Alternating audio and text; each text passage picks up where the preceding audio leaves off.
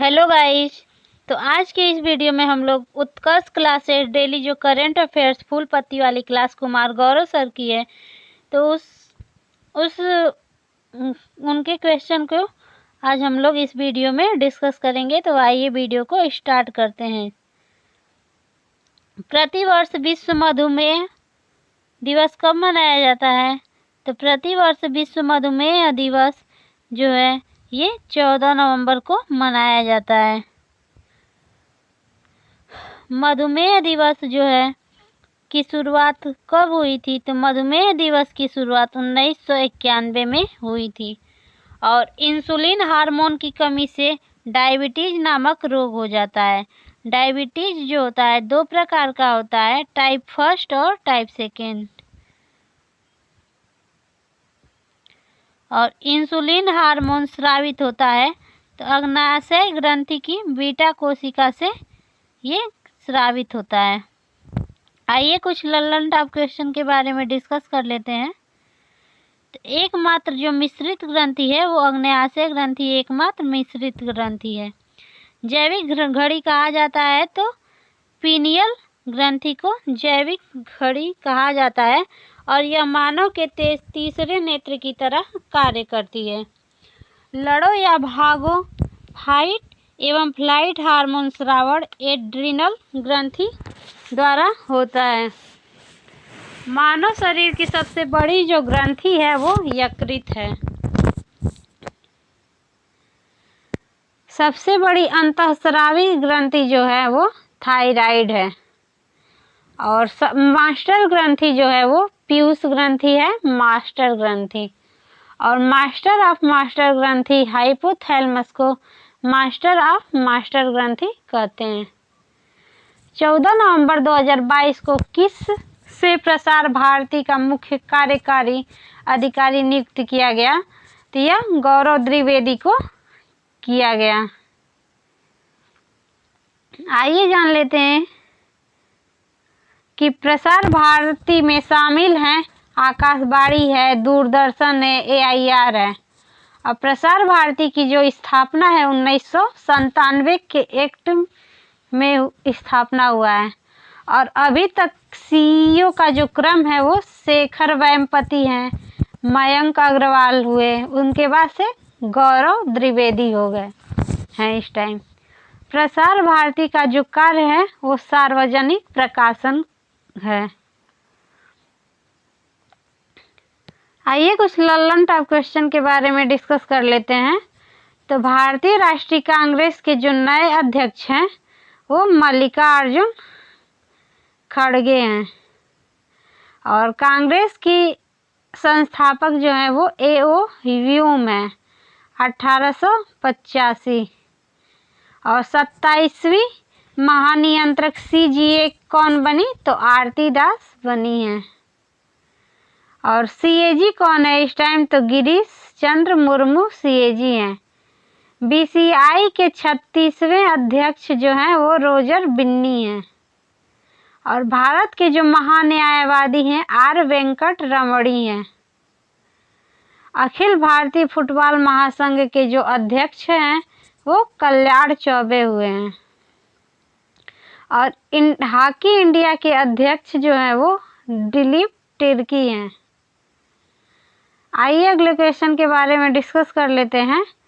तो हाल ही में किस राज्य सरकार ने कावेरी दक्षिण वन्य जीव अभयारण्य को राज्य का 17वां वन्य जीव अभयारण्य अधिसूचित किया? तो तमिलनाडु राज्य ने।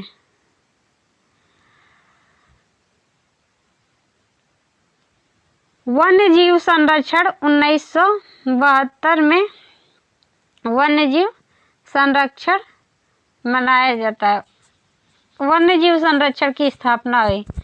कावेरी नदी के विस्तार क्षेत्र जो है कोडांगू जिला कर्नाटक में उद्गम है और तमिलनाडु में मैटूर बांध स्थित है और तमिलनाडु में हाथी गलियारा भी है। डुगोंग संरक्षण केंद्र जो है वो तमिलनाडु है। कडारू सिलेंडर लोरिस अभयारण्य तमिलनाडु में है। शिव समुद्रम परियोजना कावेरी नदी पे है। आइए कुछ लल्लन टॉप क्वेश्चन के बारे में डिस्कस कर लेते हैं। तो भारत में कितनी रामसर साइट हैं? तो भारत में वर्तमान में इस टाइम 75 रामसर साइट हैं और सर्वाधिक रामसर साइट तमिलनाडु में स्थित है, शामिल हैं। और आर्द्र भूमि दिवस 2 फरवरी 1971 को आर्द्र भूमि दिवस ईरान में मनाया जाता है, रामसर सम्मेलन। और भारत में हाल ही में 53वां जो tiger reserve Ranipur tiger reserve जो उत्तर प्रदेश में है, उसको 53वां टाइगर रिजर्व घोषित किया गया है। 52वां टाइगर रिजर्व रामगढ़ विषधारी राजस्थान में है, 52वां टाइगर रिजर्व। माउंट मणिपुर राष्ट्रीय उद्यान कहाँ पर स्थित है? तो माउंट मणिपुर राष्ट्रीय उद्यान अंडमान निकोबार में स्थित है। माउंट मणिपुर राष्ट्रीय उद्यान का नया नाम क्या हो गया है? तो माउंट हैरियट नेशनल पार्क हो गया है। अगला है महात्मा गांधी समुद्री नेशनल पार्क कहाँ स्थित है? तो अंडमान निकोबार में महात्मा गांधी समुद्री नेशनल पार्क स्थित है। भारत का जो नवीनतम राष्ट्रीय उद्यान है वो देहिंग पटकई राष्ट्रीय उद्यान असम में है। और T+2 अवार्ड किस टाइगर रिजर्व को दिया गया? तो सत्यमंगलम टाइगर रिजर्व तमिलनाडु को दिया गया। सत्यमंगलम टाइगर रिजर्व कहाँ स्थित है? तो तमिलनाडु में सत्यमंगलम टाइगर रिजर्व स्थित है। रामगंगा राष्ट्रीय उद्यान कहाँ है? तो उत्तराखंड में रामगंगा राष्ट्रीय उद्यान स्थित है। रामगंगा राष्ट्रीय उद्यान का पुराना नाम क्या था? तो जिम कॉर्बेट राष्ट्रीय उद्यान था।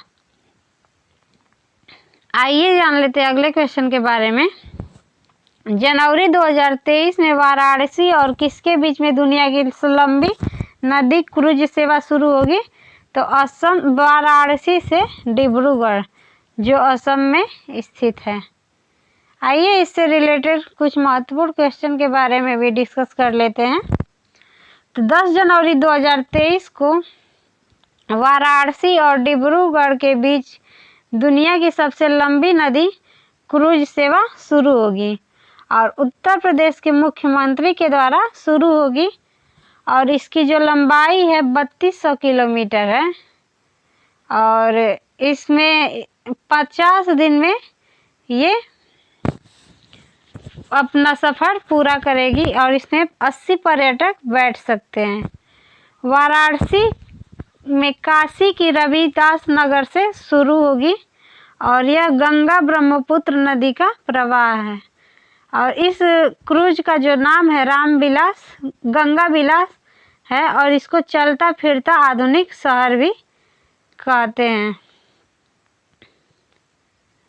आइए अगले लल्लन टॉप क्वेश्चन के बारे में डिस्कस कर लेते हैं।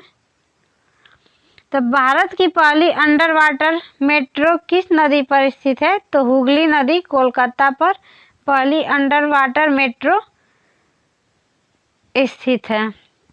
भारत की जल मेट्रो परियोजना किस शहर में है? तो भारत की जल मेट्रो परियोजना कोच्चि में है। और भारत में इलेक्ट्रॉनिक डबल डेकर बस कहाँ से शुरू हुई? तो भारत की electronic double decker bus Mumbai से शुरू हुई।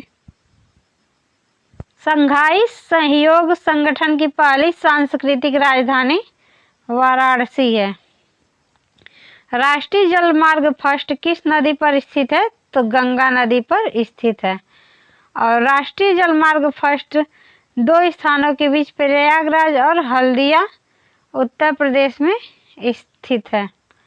राष्ट्रीय जलमार्ग 2 सेकेंड जो है 2 स्थानों पर सादिया से डुबरी असम तक है और राष्ट्रीय जलमार्ग 2 ब्रह्मपुत्र नदी पर स्थित है।